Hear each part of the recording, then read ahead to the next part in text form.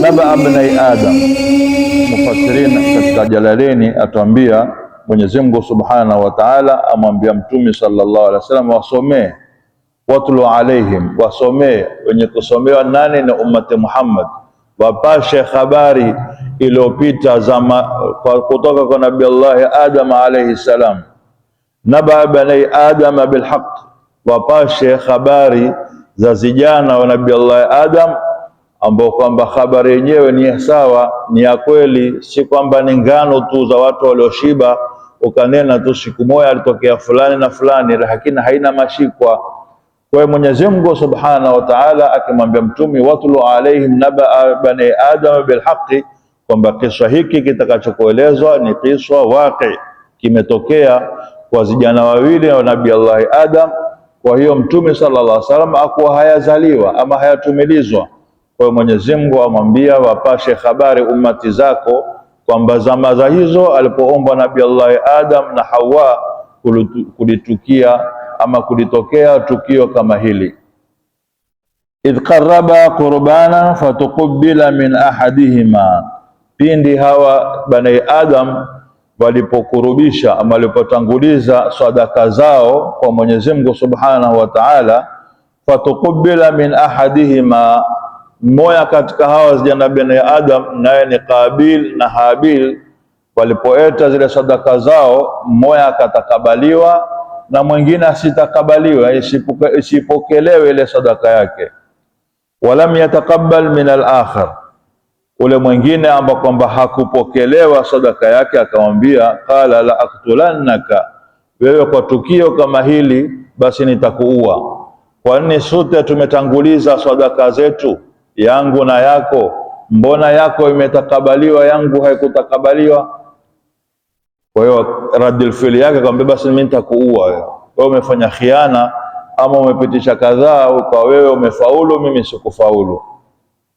Huyo mwandani wake naye pia akamrudishia akamwambia, qala innama yatakabbalu Allahu minal muttaqin, hakika Mwenyezi Mungu Subhanahu wa Ta'ala ndio awatakabalio wale muttaqin. Kwa hiyo waje wale ambao kwamba wana ikhlas, wale ambao kwamba wamefanya jambo kwa ajili ya Mwenyezi Mungu ndio watakabaliwa. Ndio na hii sadaka yangu Mwenyezi Mungu akaitakabali, si kosa si langu, ni Mwenyezi Mungu Subhanahu wa Ta'ala. Tukomee hapa tafsiri ya Jalalaini.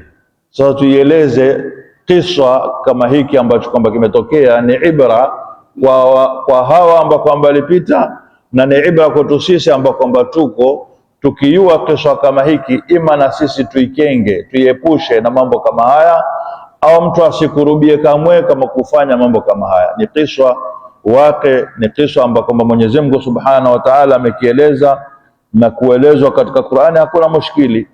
Pengine mtu akiwaambia ni hadithi, utaambia hiyo hadithi ni dhaifu, hadithi ni maudhui, au hadithi ni kadhaa.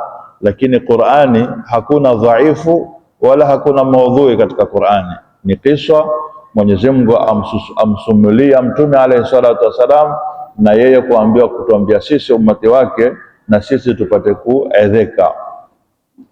Kosa la kwanza ambao kwamba Mwenyezi Mungu Subhanahu wa Ta'ala alikosewa katika mbingu, kama namna wanenao mufassirina, ni kosa la kibri. Ndio hata pengine ukiulizwa ni kosa gani la kwanza baada ya Mwenyezi Mungu kuumba bikiumbe alikosewa, kosa la kwanza ni kibri. Na ni kosa la gani la kwanza alikosewa Mwenyezi Mungu baada ya Nabii Allah Adam na Hawa kuteremshwa ardhini? Ni kosa gani? Ni kuuana hawa Kabil na Habil, ambao kwamba hiki tukielezacho. Kwa haya ni makosa ambao kwamba pengine mtu atakuuliza kutaka kufanya ikhtibari interview, kwamba kuonekana wajua.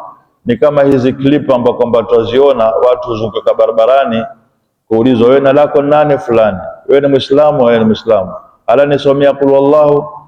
Mwingine kwamba mimi sijui qul wallahu. Wewe Muislamu hujui surat al-Ikhlas? Pengine mtu atamwambia ala nisomea surat al-Ikhlas, ataizengia surat al-Ikhlas ni sura gani, ni sura gani, au nisomea sura kadhaa. Sawa, kama ile ikhtibari ya yuzi tu katika clip, mwalimu mwambia mwandani wake, akaitambulisha kwanza yeye ni Fatima, kijana cha Kiislamu, akamwambia na masala mawili, ukinijibu basi nitakupa hii simu ya ghali, nitakupa ni milki yako. Masala mawili tu, uko tayari? Le binti akaona ni masala mawili basit, niko tayari. Akamwambia haya, nitajia waimbaji wasanii wanawake watatu na wajua, wasanii waimbaji watatu tu, wale ambao kwamba wajua wewe. Mashallah, kijana haraka haraka akawataya fulana na fulana na fulana. Akamwambia umepata. Swala la pili, akamwambia swala la pili, nitajia wanawake wake zake Mtumi watatu, lakini mtoe na Aisha na Khadija. Nitajia wanawake wa Mtumi 9 au zaidi ya 9, lakini watatu tu, na Khadija mtoe na Aisha mtoe. Yule kijana kaanza kuikuna. Hapa ukumbuke kwamba wasanii ameyataja haraka haraka fulani na fulani na fulana, lakini wake zake Mtume watatu tu. Kwa sasa uikuna huku, wakizunguka huku, wazengia wako wapi, nitawaona kwa huku, nitawaona kwa huku. Hayui, kwa sababu ndio mazingira kijana aliyolelewa. Kijana amelelewa ni Muislamu, ina baba, lakini hawayui wake zake Mtume. Na si ajabu kwamba huyu kijana hawayui. Walikuwa wengi watu waambiwa hala tusomee surat al-Ikhlas, hayui. Hala tusomee surat al-Fatiha, wewe ni Muislamu, kila siku waisoma surat al-Fatiha katika swala. Hala tusomee pengine tusomea kitotini mabuyu. Kwa hiyo ukiulizwa pengine katika mujtama ni kosa gani ambao kwamba Mwenyezi Mungu Subhanahu wa Ta'ala aliasiwa ama alikosewa katika arshi mbinguni, jawabu itakuwa ni kibri. Na ni wakati gani? Ni pale na Iblis laanatullahi alayhi alipoambiwa kwamba msujudie Adam, akamwambia nini? Akamwambia ana khairu minhu, mimi ni bora kushinda Nabii Allah Adam. Khalaqtani min narin wa khalaqtahu min narin wa khalaqtahu min tin. Vipi mimi nitamsujudia kiumbe ambao kwamba umbile lake ni kitu duni, udongo? Mimi nimeumbwa kwa moto, ambao kwamba moto ni kitu thamani. Kwa hiyo kibri alichokifanya Nabii Allah na Iblis ni kwamba aliwata kumsujudia Adam. Na kibri ni kitu gani? Kibri ni mambo mawili, ni kuiza haki na kumdharau mtu, na ndivyo alivyofanya Iblis. Alipoiona haki kwamba hii ndio haki na kuambiwa tekeleza amri hizi, akazikauka zote, akaziruka kwamba la, siwezi, sikukubali hiyo haki na wala siwezi kumsujudia Adam kwa sababu mimi ni bora na haki ni iye. Pale Nabii Mwenyezi Mungu Subhanahu wa Ta'ala alipotaka kuwafanyia mtihani malaika na kuonesha kwamba nyinyi ni ziumbe, lakini yale ni yayuwayo mimi sio muyayuwayo nyinyi, kwa sababu malaika walipopashwa habari kwamba inni ja'ilun fil ardhi khalifa, wala si hiwari kwamba Mwenyezi Mungu awataka ushauri, ni habari tu kwamba mimi nataka kumweka kiongozi katika ardhi. Malaika wakayua kwamba ni binadamu, wakatuonea wivu kwamba ya Rabbi, atajalu fiha man yufsidu fiha wa yasfiku dima wa nahnu nusabbihu bihamdika wa nuqaddisu lak. Kwa hiyo tukifanya mukarana, ndio hizi zama hizi zetu za sasa. Kuanzia wakati huo malaika walijua kwamba hawa ziumbe watakuya kutoana damu, na ndio sasa hapa kwamba maradhi yameshadidi katika zama hizi zetu. Katika ufu wa pwani utasikia watu huana tu kutoana madamu, huyu amempiga huyu, huyu amempiga huyu, mpaka kesho cha yeo mtu amekwenda kuuawa ndani ya msikiti. Sasa wale watu ambao kwamba wako hai waulizana, huyu alioua ni Muislamu? Kwa sababu amekwenda kumuua mtu ndani ya msikiti.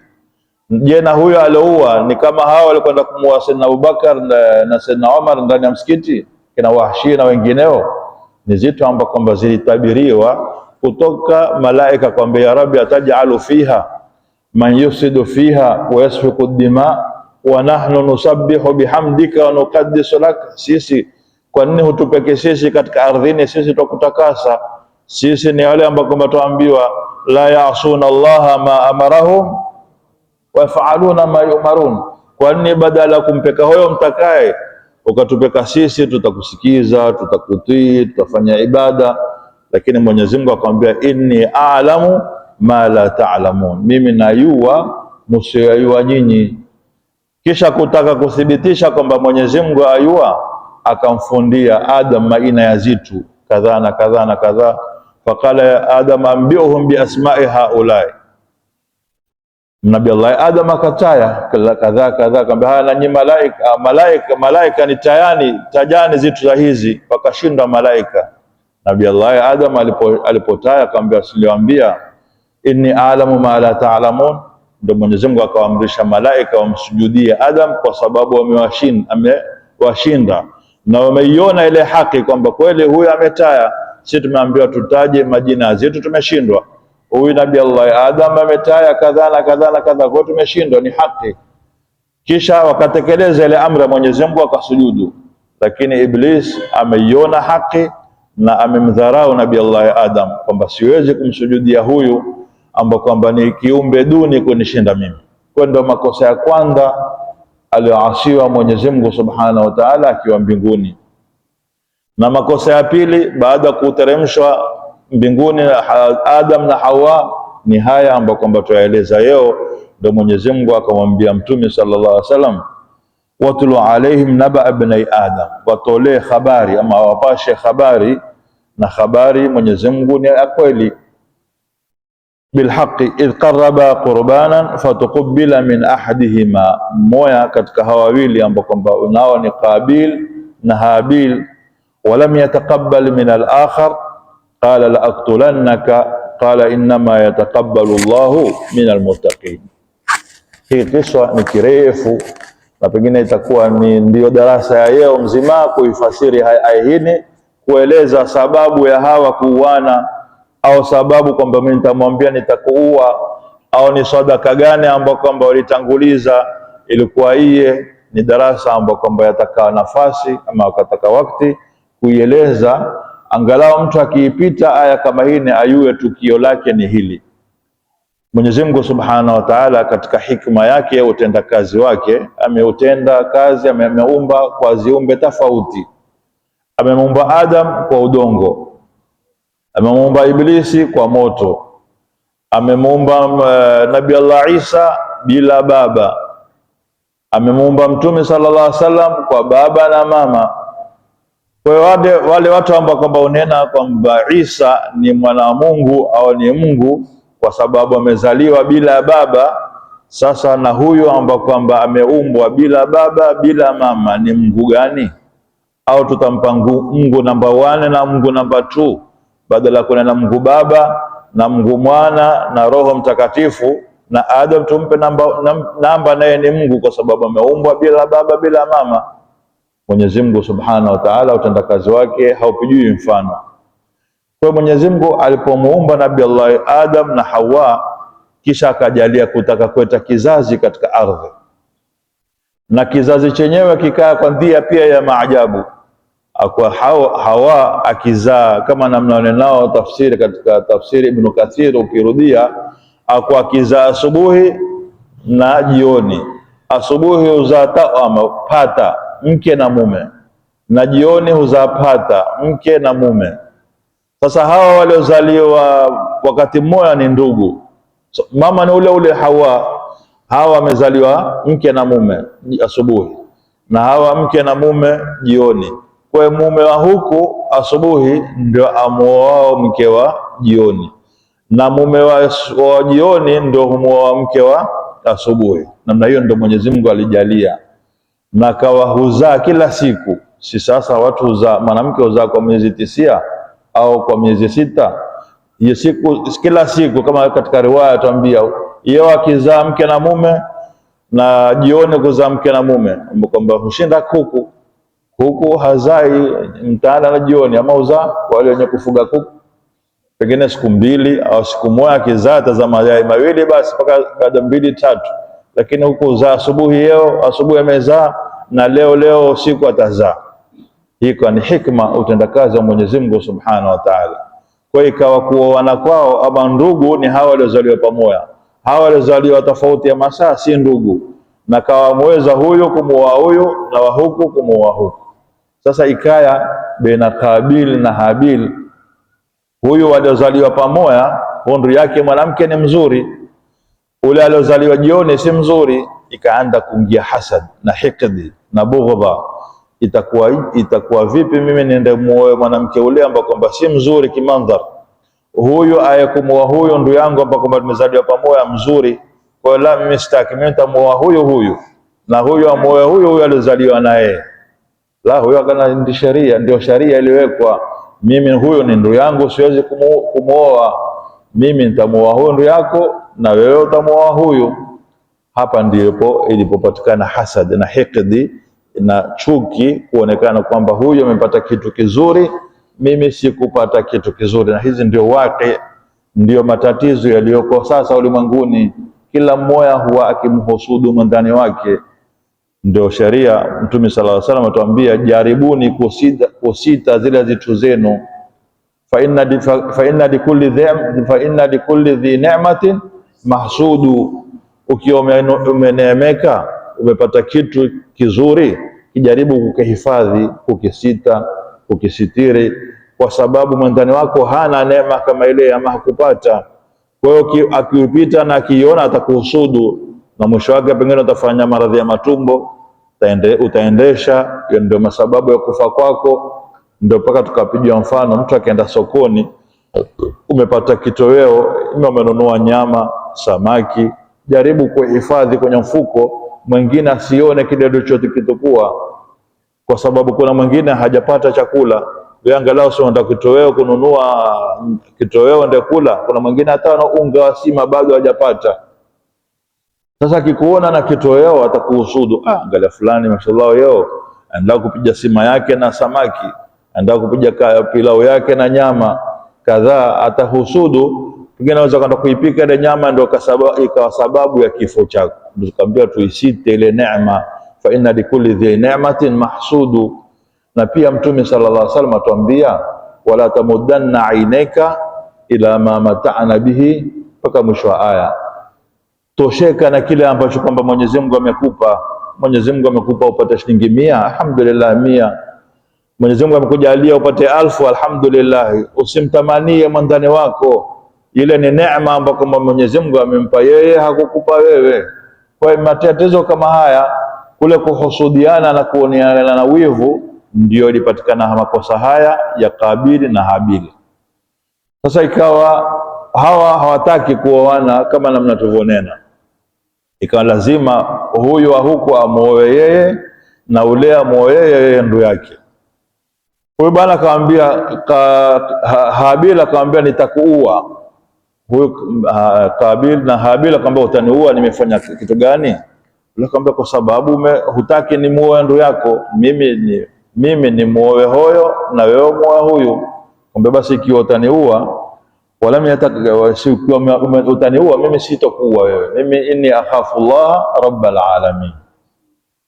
Ndio Mwenyezi Mungu akamwambia, watlu alaihim naba ibnai adama bilhaq idh qarraba qurbanan. Wakaambiwa sasa, ikiwa wataka kuamuza nani ambao amuoe mwandani wake, kila mmoja atangulize sadaka yake. Na pia zamani ama kabla kuteremka sharia, ukitaka kutatua jambo ilikuwa mtu hukurubisha sadaka, mkaziweka sadaka zenu kwenye kawanda, kisha huya moto ikatukua ile sadaka ambayo kwamba imetakabaliwa, ile ambayo kwamba haikutakabaliwa ikabakia pale pale.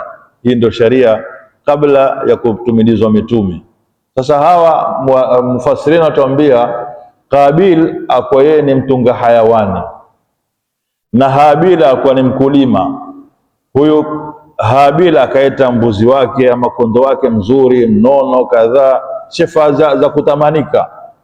Huyu mwandani wake ambao kwamba ana chuki na mwingine akaita makulima yake, lakini mafeki maharibika akaita kama ndio sadaka yake, na huyu akaita kabushi wake kondoo. Haya, tuangalie nani atakabaliwa.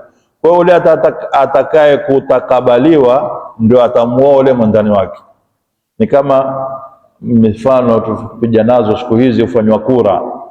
Hata zamani watu wakifanya kura kwa sampuli mbalimbali, utatukua vitu ziwili ama utatukua shilingi, huku kuna Kenyatta ama Moi ama kadhaa, na huku kuna Simba. Kwa hiyo utatauzwa wewe na wewe mambo kwamba mwapigania jambo, wewe utataua mimi nataka Simba, wewe utataua Kenyatta. Kwa hiyo yule atakayekupata ndio atafanywa lile lake. Kujua kura ikaringishwa ile shilingi, ikianguka ataangaliwa nani alipata. Au na Mtume sallallahu alaihi wasallam alipokuwa akitaka kufanya kura kwa wake zake, akitaka kusafiri, kuwafanyia kura nane ni safiri naye, nane atabakia. Sababu na wanawake wanne au wanawake zaidi ya 9, atainuka tu basi wewe twende la ufanya kura, nyote mtaka kusafiri. Kwa hiyo tutafanya kura ile itakao kumtokea ndio tutasafiri naye. Sasa hawa hakuna wenye kuamuza zile kesi zao, ikawa ni kuamuza ni kila mtu hutoa sadaka yake, ikawekwa moto ukaya kutoka mbinguni ukala. Mnani utaona kwamba zapap zimeteketea, zimeliwa, hakuna zimeondoka, ilobakia ni ile ambayo kwamba haikutakabaliwa. Kwa hiyo Habil ambaye kwamba ndio mwema, mbuzi wake ama kondo wake moto ukamtukua, huyo hakutukuliwa, zikabakia mahindi yake na mimea yake na kadhaa. Kwa kuona wivu, kwa nini huyu ametakabaliwa, ndio kanena inni la aktulak, mimi nitakuua kwa tendo kama hili. Fatakabbala min ahadihima wa lam yatakabbal min al-akhar, qala la aktulannaka, nitakuua. Basi kwamba wewe umenishinda, umeona kwamba lile ulitakalo halikuwa, huyo atakwenda kupata kitu kizuri kunishinda mimi, basi afadhali ni kuondosha ulimwenguni kabisa. Na ndio tunenao, ndio haya matatizo ya watu kurushiana zipanga na zisu na kuuana, ni kwa sababu ya hasad au hikdi au chuki, bughdha. Kwa nini fulani amempiga fulani? Kwa nini fulani ametushinda? Kwa nini fulani ni hodari kutushinda sisi? Au sababu tu ndio mtu akafanya amuue mwandani wake, kwamba ukizisikiza sababu si sababu maakula, ambapo kwamba mtu atamuua. Fikiria ni binadamu sampuli gani wewe, ikiwa utashika kipanga uenda umpige mwandani wako binadamu kama wewe bila kujali. Watu wengine hisia zao, ukishika kisu hata kuku hawezi kumtinda kwa sababu ile imani yao, hata kumpiga mtu, hata kuku hayawani mdogo, kwambia bwana nitindia kuku, kwambia mimi siwezi bwana, mimi naogopa. Wewe ushike panga uenda umpige mwandani wako kama umpija fahali la gombe, kipanga ukitie sumu, ayo huyu afaa naye apigwe rasasi afe. Ikiwa yeye atumia silaha mzito kumtoa roho mwandani wake, na yeye kwa nini hapigwi kama ile sheria itakayopitishwa shoot and kill? Kwa sababu hakuna kuhurumiwa. Ikiwa yeye hana huruma kwa mwenzake, sisi tumuone huruma hii, tumsikitikie vipi huyu? Na yeye pia apigwe kama namna sheria itakao. Mwenye kuua naye uawa, ukimjuruhu mwandani wako na utajuruhiwa, ukimkata kiungo na utakatwa. Waljuruhu qisas, sio? Lakini kila ukiweka sheria kwamba si haki, tunga haki ya binadamu mshike yule aliyeua, apeleke polisi, jaji ndio amhukumu kuuawa. Yeye mbona hakufuata utaratibu wa jaji wala yulisi wala shetani? meinuka tu akampiga mwandani wake kisu ama panga ama kitu chochote, kwa na yeye adabu yake, akipatikana kipanga pigwa amalizwe, ndio kutakoma. Kwa sababu namna nao wenye kunena dawa ya moto ni moto, sio umewasha moto na upigwe moto. Lakini kimbembeleza ampelekeni polisi, polisi atapekwa huyu alioua, siku baada ya mwezi utamwona utembea barabarani, au pengine mwezi ni mwingi sana, ni mwingi kadhaa, yeye umepekwa polisi, baada ya wiki utamwona uko barabarani na mitaani. Sasa kitaondoka vipi tatizo kama hili? Yeye umempiga huyu, kesho atakwenda kumpiga mwingine, akitukulia polisi ayua familia yake itakwenda kumkomboa, ni milioni, ni laki, kutazanywa madhahabu, kutazanywa zitu kadhaa, kutatolewa tete dhidi ya ardhi ya nyumba akombolewe, alhasil tu asilale seli. Kwa matatizo hawezi kuondoka. Ndio tasikia imekuwa ni kama ukambaa. Sasa watambaa kutoka tukinena kwamba Zipanga ni sehemu fulani, ni mji fulani ambao kwamba yulikana, imetambaa mpaka sasa imesikilia huku mpaka Mombasa mpaka kwingine. Kila usikiao, kila ukiinuka fulani amepigwa kipanga, kila ukilala ukiinuka fulani kumeuana, fulani imempiga kadhaa. Hawezi kuondoka matatizo kama haya mpaka kutukuliwe sharia ngumu, kama namna sharia zilizotukuliwa nchi za nje. Nchi za nje wameweka marungi haya, dawa za kulevya, ukishikwa huwawa, watakuua ukashikwa na marungi, au ukashikwa na dawa za kulevya, wewe ni kupigwa rasasi tu kuuawa. Na alhamdulillah inaondoka, kwa sababu mtu hatojasiri. Nikishikwa hakuna kesi, ni kuuawa tu moja kwa moja. Kuna mtu ataweza kujasiri kwa dawa za kulevya?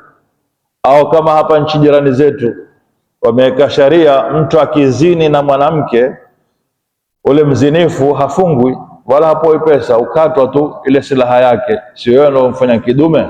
Mkateni tu, haya tazini tena, kate tu, mbeza umma, iwe ni fundisho kwa wengine. Huyo ameshikwa amezini, imethubutu kwamba amezini, haya hukumu yake fulani, haya mvue nguo, hapo hapo utashikwa kama ukambaa ukatwa. Kesho hakuna atakayekujasiri kwenda tena kuzini, akiona adabu ni hini, mimi nitakojua vipi kisha nikikatwa? Choo kitapita kwa wapi? Urongo hakuna atakayekuzini. Lakini hata mpige faini shilingi milioni 1 au ndani miaka 10 au kadhaa, hata kete miaka 10 kutumikia kifungo, baadaye atarudi tena vile vile.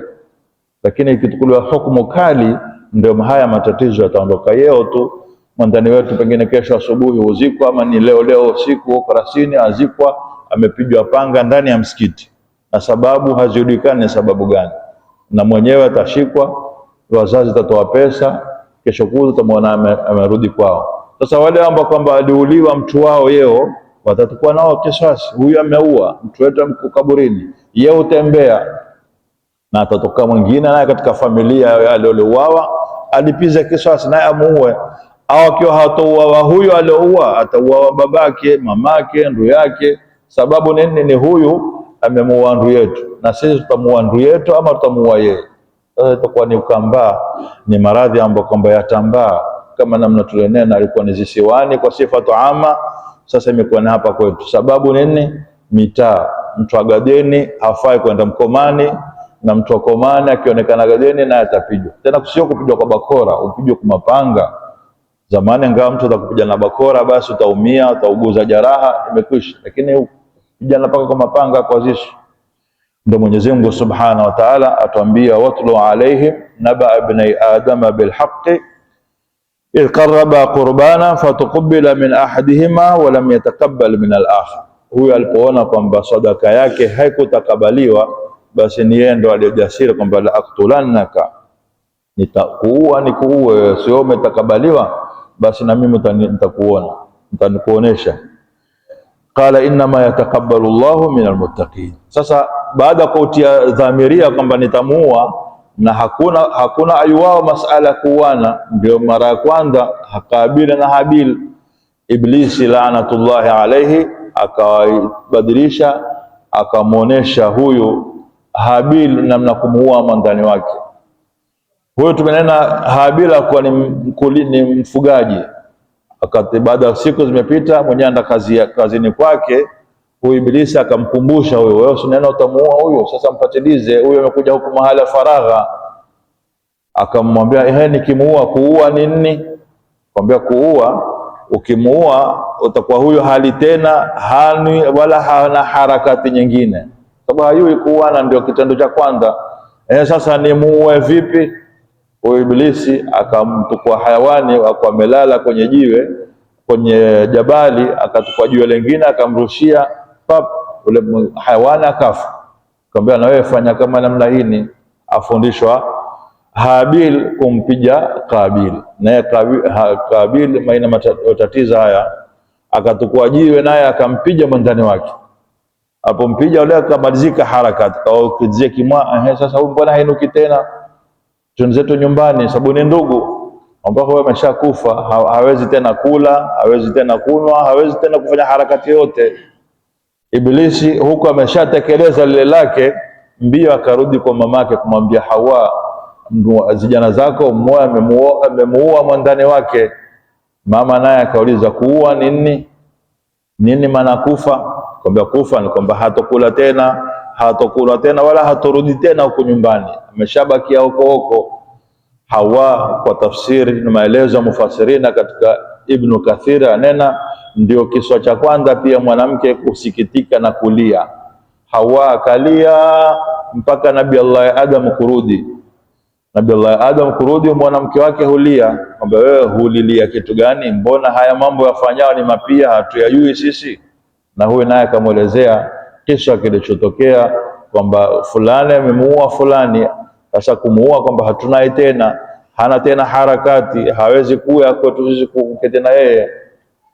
Mwenyezi Mungu Subhanahu wa Ta'ala atueleza matukio kama haya na ibra, na sisi tuwezeke tukiyafanya tuwafanya makosa kwa kuyayua. Kwa Nabii Allah Kabil na Habil, mmoja akamuua mwandani wake. Sasa baada kwamba ameshamuua, haisi amfanye nini? Ndio Mwenyezi Mungu Subhanahu wa Ta'ala katika aya mbili akatambia fab'atha Allahu ghuraban yubhathu fil ardh, Mwenyezi Mungu akamtumiliza kurabu kama namna nao mufassirin, na wao wakapigana huko angani mpaka mmoja akamshinda mwanandani wake, akamuua, akaanguka. Na huyu mmoja aliyobakia ardhini, Kabil, huangalia tu tukio kama hili. Alipoanguka kurabu, akafukua ardhi kwa mdomo wake na maguu, kafukua shimo kiasi, kisha akarudi nyuma kumtukua ule mwandani wake, kurabu mwandani wake aliyomuua, akambiringisha mpaka kwenye ile shimo, akamtia, kisha akamfukia mtanga.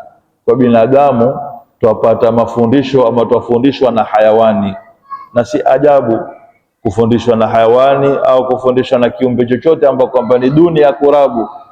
Sisi binadamu twafundishwa na paka pia. Paka ambao kwamba ni hayawani, ni mtoto, hana akili, lakini angalia angiapo haja kubwa. Hayawani, paka kingia haja kubwa, amemwona ufukua shimo, kisha akaingia akatia haja yake, kisha kanusa ile shimo, akajua hii choo hutoa harufu, karudi nyuma akatia mtanga, kisha kahakikisha harufu utoka, itawaudhi watu wengine. Ikiwa bado harufu yatoka sikika, urudi tena katia mtanga. Ikiwa huyu ni hayawani, kefa sisi ambao kwamba twainuka tukakojoa kwenye zitoto, tukakojoa kwenye balkon, tukakojoa kwenye birika, hatujui kwamba hapa watu tukwa udhu, hili ni najisi, nikikojoa hapa itanijisisha watu wengine. Lakini wewe binadamu mwenye akili utashindwa na hayawani ambao kwamba ni paka, akiingia choni hufukua akatia akafunika mtanga. Wewe mbona huwezi kwenda mahala palipoandaliwa na shughuli kama hii? Kwa sisi pia tukitukua mafundisho kwa hayawani, kwa mandazimu, si ajabu Mtume alayhi salatu wasallam atuambia khudhu hikmatakum inda afwahi majanin. Mwandazimu aweza kuwa mtu ni mwandazimu, lakini akafanya jambo la kiakili kumshinda wewe mwenye akili uweze kulifanya. Kwa hiyo utakapokumuona yule mwandazimu usina wewe mwandazimu ana akili, lakini amefanya jambo kukushinda, litukue, fundishika na yeye. Ndio Mwenyezi Mungu Subhanahu wa Ta'ala akamleta kurabu kutufahamisha sisi namna kusitiriana majumbi yetu. Mwenyezi Mungu Subhanahu wa Ta'ala au ameelezea mtume tukio kama hili, na ibra ni sisi tusihusudiane. Tukihusudiana tuyue kwamba mwisho wetu, wadhalika, mwisho Mwenyezi Mungu akanena wadhalika jazaa'u lidh-dhalimin, ama jazaa'u dhalimin. Mtu akiwa na hasad na hikdi basi itakuwa ni jaza, ni malipo kwa wale wenye kudhulumu. Umemdhulumu, umemuua, umemdhulumu hukumpa haki yake, umemdhulumu kwa sababu alikuwa na neema fulani watakaiondoke. Kwamba hasad, na mnaone nao wenye kunena hasadi ni sifa mbovu kushinda ubakhili, kama namna kisa kilivyoelezwa baina watu wawili hawa, nani muovu zaidi? Ni bakhili. Bakhili ni ule mtu ambaye pesa anazo lakini ana ugumu kutumia. Hasidi hana pesa lakini amtamania ule mwenye nacho na yeye asiwe nacho. Mimi nisiwe na pesa na wewe pia usiwe na pesa. Kwa hiyo mbaya zaidi katika watu wawili hawa ni upi? Mmoja akamwambia ngoja mimi nitafanyia, nikamjua mtu muovu nani. Akamzengea hasidi sana, hasidi mkubwa katika moyo. Akamwita akamwambia kesho tukutane, kuna mashindano. Na ule ambao kwamba ni bakhili zaidi katika moyo, naye akatukuliwa akaitwa, akamwambia kuna mashindano kesho, tuangalie tushindanishe, atakayekupata atapata zawadi. Wakaitwa bakhili na hasidi. Ule bakhil hasidi kwanza kaanza na hasidi, akamwambia wewe taua kitu utakacho katika ulimwengu, lakini huyo ukitaua na huyu mwandako bakhili tutampa mara mbili. Yani mafhumu, ukitaka nyumba huyu tutampa nyumba ngapi? Mbili. Ukitaka shamba huyu atapata shamba ngapi? Ukitaka gari huyu atapata mbili. Ukitaka kadhaa mke huyu atapata wawili. Ukitaka huyu hasidi alipoona mimi nikipata kadhaa huyu atapata mbili, kazungusha kitwa, akaangalia juu, akaangalia chini, ataue nne ambao kwamba atamshinda huyu asipate. Na yani bali hasidi hataki mwandani wake apate, anakakosa kuzengia kitu chochote kizuri. Akamwambia bwana, mimi nitoa jito moja. Ina maana na huyu mwandani wake tatolewa majito mawili, atakuwa hana kabisa, atakuwa afadhali yeye ana jito moja au ito moja, uangalia mwandani wake hana kabisa. Yule bwana akamwambia umeona, angalia ni hasidi uovu wake, amekosa kutaua kitu chochote kizuri katika ulimwengu, amekhtari akose ito moja, mwandani wake atolewe watu mawili. Kwa hiyo hasidi ni mwovu zaidi kushinda bakhili. Sasa na hasidi ni kusababishwa na kule kushindwa katika neema. Kwa nini huyu amepata, kwa nini mimi sina? Kwa nini ule apendwa, mimi sipendwi? Ani kitu chochote ambacho kwamba kitakugusa katika mwili wako kwa ule mwandani wako ambao kwamba ameneemeshwa ni hasidi. Kwa nini hukubali kudra ya Mwenyezi Mungu? Mwenyezi Mungu ndiye alimneemesha ule, sio amempa mali, amempa afya, amempa chochote cha kumpa, wewe amekunyima. Alhamdulillah. Ndipo pale Mtume sallallahu alaihi wasallam atufundisha namna ya kuishi uzuri ulimwenguni bila kusongonyeka. Akatwambia ukitaka kuishi uzuri basi mwangalie mtu aliyeko chini yako kimaisha. Undhuru ila man huwa asfala minkum wala tanzuru ila man huwa a'la minkum. Kwa sababu hilo utakuwa ni uchache kumshukuru Mwenyezi Mungu. Kila ukimwangalia mtu mtini, alhamdulillah, mimi leo angalau nimekunywa chai kavu ya rangi na mkate nusu. Kuna mwingine hata hayo chai ya rangi na mkate hakula. Alhamdulillah, mimi nimekula. Ikiwa umekwenda mbio zako, umefanya kazi, umepata angalau kununua unga posho tu, utakula posho kwa sukari, posho kwa chumvi, alhamdulillah nimekula. Lakini kuna mwandani wangu hata hana unga hakuweza kumiliki, alhamdulillah. Lakini kila ukiangalia ule amekula biriani, mimi nimekula sima, ule amekula mandi, ule amekula kadhaa, utanena alhamdulillah. Ule hulala gorofani, mimi hulala huku, utonena alhamdulillah. Ndio namna binadamu tutataka tuishi. Na huyu hasidi ni kama amgilia Mwenyezi Mungu Subhanahu wa Ta'ala katika neema zake. Ni kama kwamba kwa nini Mwenyezi Mungu kumneemesha huyo usinineemesha mimi? Kwa nini mimi ukaninyima? Sasa utashindana na Mwenyezi Mungu? Huwezi kushindana na Mwenyezi Mungu. Mwenyezi Mungu amekutaua maisha yako yawe mazuri, wewe kubali alhamdulillah. Mimi amenipa kipato cha kati na kati, ule amempa kipato chake ni kidogo zaidi, ule amempata kipato chake ni kikubwa, alhamdulillah, ndio utaishi. Ndio ule mfalme pia kutaka kuwezeka na masala kama haya. Wakati mmoja akuwa na maradhi, ni tajiri, ana mamilioni, ana magari, majumba kadhaa, lakini Mwenyezi Mungu akamkosesha neema moja tu ya usingizi. Akawa yeye ni tajiri, amemweka watchman, kulala kitanda kizuri, nyumba ya ghorofa, badala feni ametia na mukayif, air condition. Kuna mtu kukosa usingizi? Kila aina starehe una nyumbani kwake, ni tajiri, lakini amekoseshwa usingizi tu, haupati. Sasa katika kuringarika kwake usiku, akamuona mwandani wake amekuya na mkate wa mofa ama mgofulo na maziwa, amekula akimizia kwa maziwa, kisha pale pale chini ya mti ametukua mikono yake ndio mito, amelala. Kulala dakika 2-3, afusikia atoa sauti, situ za mkuu koromo. Akanaangalia, huyu Mwenyezi Mungu ameneemesha, amempa bofulo na mkate, tena ulala chini ya mti. Mimi amenipa chipsi na makuku na maziwa na kadhaa, nimekula nimeshiba, kitanda kizuri kadhaa 6x6, lakini siwezi kulala. Wale mawaziri wake akamwambia, kwa sababu huyu hana hikidi na mwandani wake, ametosheka kila alichokipata, amekula amelala. Lakini wewe tajiri, kila biashara wataka wewe kwanza, una biashara kubwa, hata kuuza barafu pia. Na mimi nataka kuuza barafu, basi utosheki? Umepewa mamilioni, muluki ya makazi, hata kuuza viazi za karai wataka? Ndio pale kuambia upate usingizi, leo tazua kadhaa, leo hapa kila kilala hapati. Kenda akimwangalia mwenzake ameweka mkono chini ya kichwa chake, ulala na bukheri wa afya. Ndio ukaambia pia, odheka almuslim mir'at muslim, muislamu ni kioo cha muislamu ndani wake. Ukimwona yule mwandani wako amelala uzuri, zengia sababu ya kulala uzuri nini? Kwa sababu moyo wake uko safi, ametosheka. Mimi moyo wangu uko safi, sitosheki. Kila alichonacho nataka kushindana na Mwenyezi Mungu. Kwa nini kumpa ule usinipe mimi? Kwa nini ule kadhaa? Kwa nini mimi sina? Kwa nini ule kadhaa? Bado utamalizika ulimwenguni wako bila kuwa kile kitu utakipata.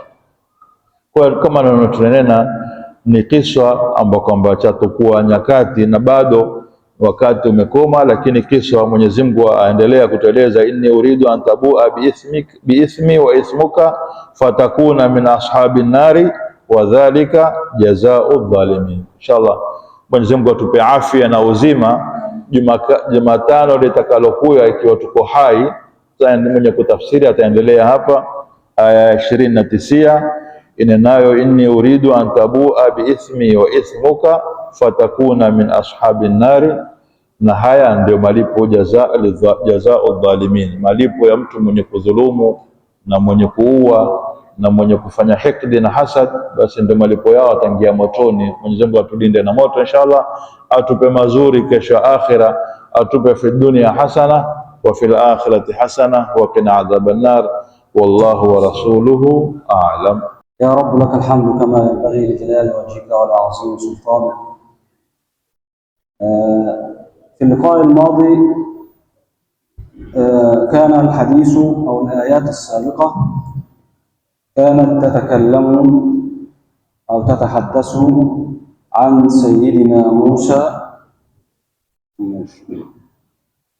سيدنا موسى مع قومه،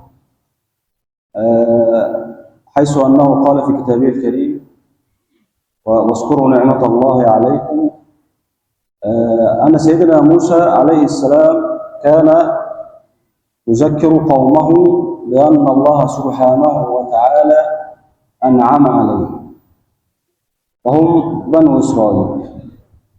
وكعادة بني إسرائيل أنهم كانوا يعارضون سيدنا موسى عليه السلام، لذلك ختمت القصة بقوله تعالى: فلا تأس على القوم الكافرين، أو فلا تأس على القوم الفاسقين. لماذا؟ لأن اليهود وصفهم الله سبحانه وتعالى بالفاسقين الذين ينقضون العهود والمواثيق، فبما نقضهم ميثاقهم. وهذه عادة مع سيدنا موسى عليه السلام. فهذه الآيات جاء بعدها الآيات التي سنتحدث عنها، وهي قصة ابني آدم. وكأن الله سبحانه وتعالى يقول لنبيه محمد: تثبت واصبر على قومك كما صبر سيدنا موسى مع بني إسرائيل، لأن هذا إشارة لتثبيت النبي صلى الله عليه وسلم مع أهل الكتاب أي اليهود. فهنا يخاطب الله سبحانه وتعالى نبيه محمد. طيب، يخاطبه بماذا؟ بما حدث مع سيدنا موسى وبنو إسرائيل، مع اليهود وبنو إسرائيل، أيضا حدث مع سيدنا محمد.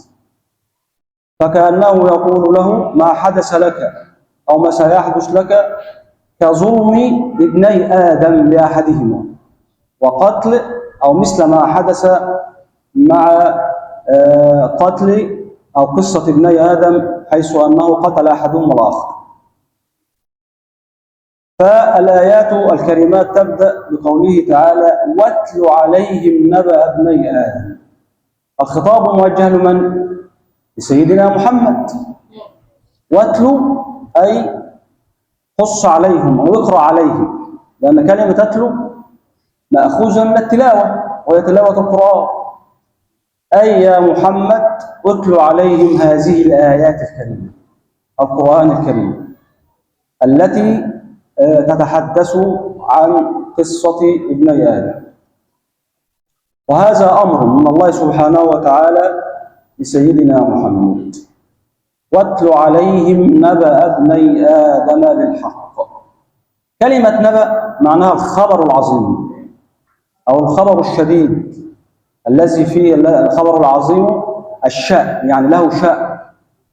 أن الخبر هنا كلمة نبأ معناها الخبر العظيم الشأن، أي ليس أي كلام، ولكنه كلام له كلام موسوم وموصوف بالحق، بالحقيقة.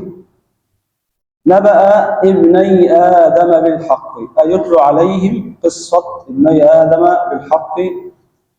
أي بالحق هنا معناها أي الحقيقة التي لا مراء فيها ولا شك، وليس فيها باطل. بالحق إذ قربا قربانا. ماذا تتلو عليهم يا محمد؟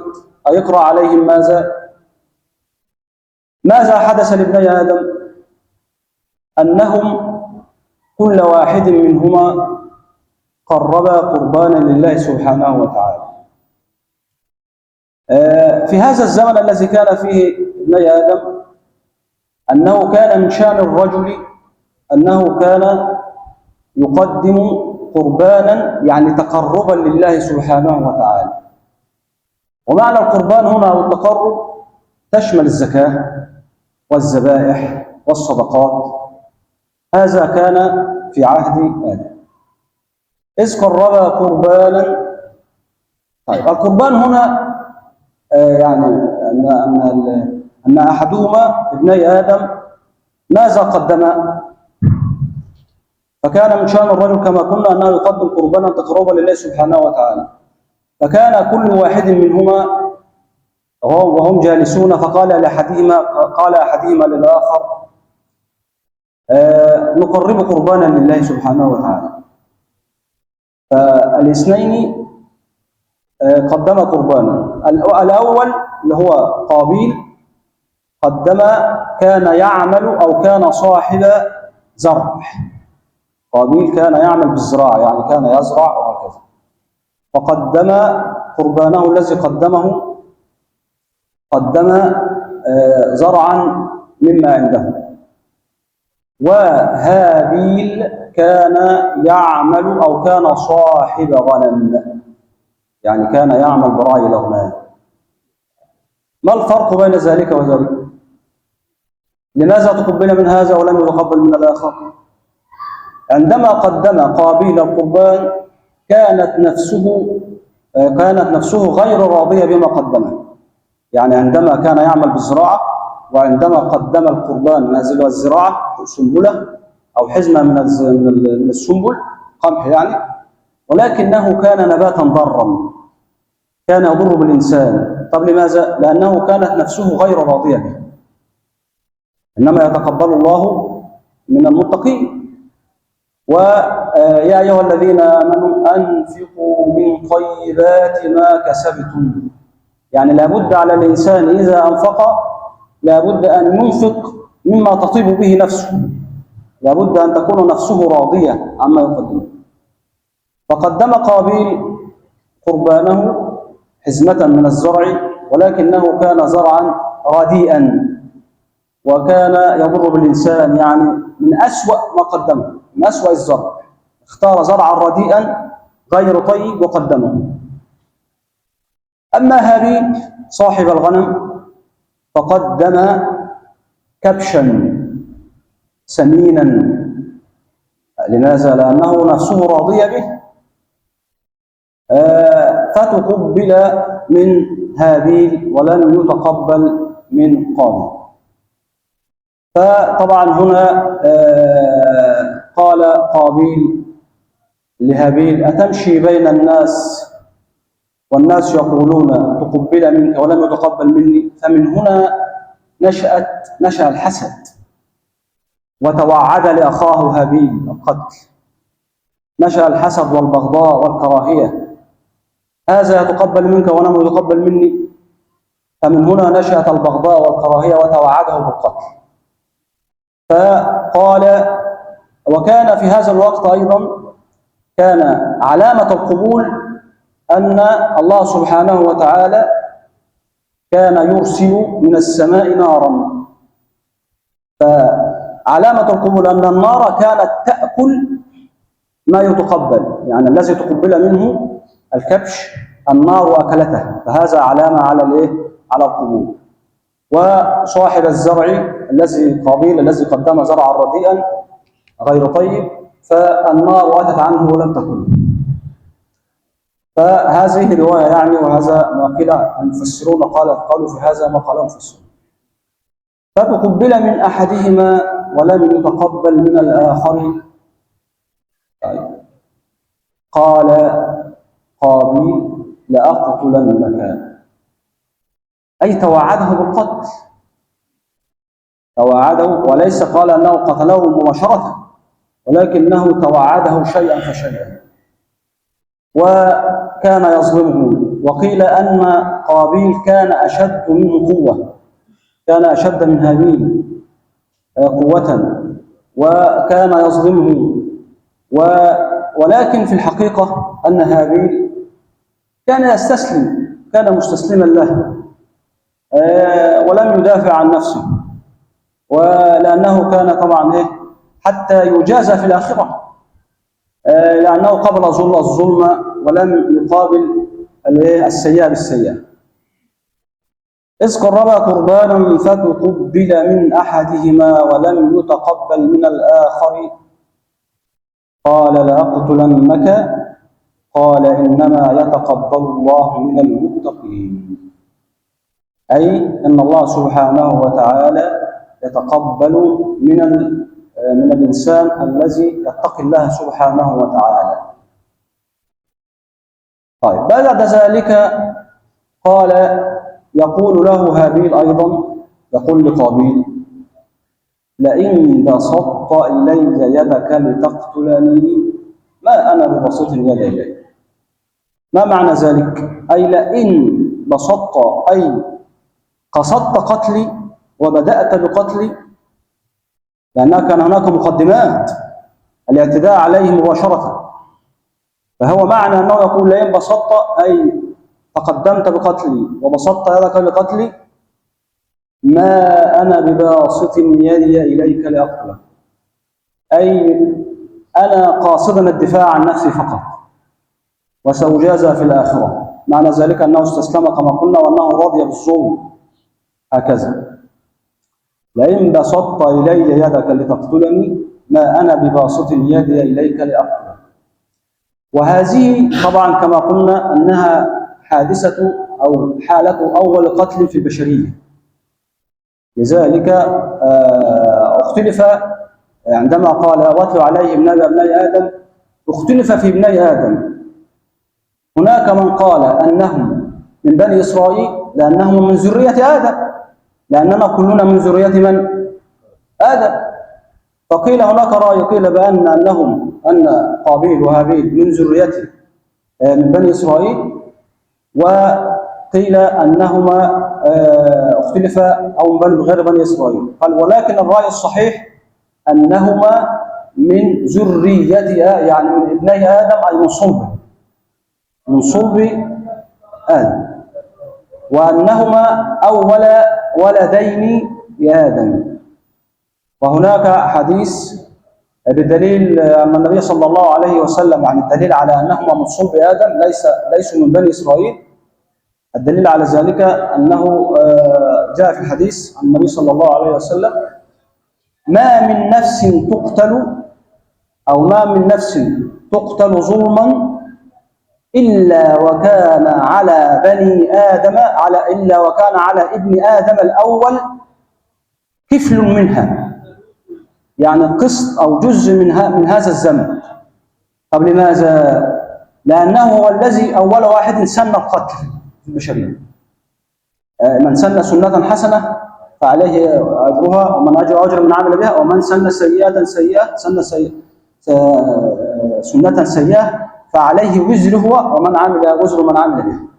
إذن هو دليل على أنهما كان من صلب آدم هذا الحديث: ما من نفس تقتل بظلم، أو ما من نفس تقتل بظلم أي بغير حق إلا وكان على ابن آدم الأول كفل منها، أي وزرها أو ذنب، يعني وهو يشيل في الذنب، يعني أو يكون صاحب ذنب فيها، لأنه هو الذي سن القتل، أول من سن القتل.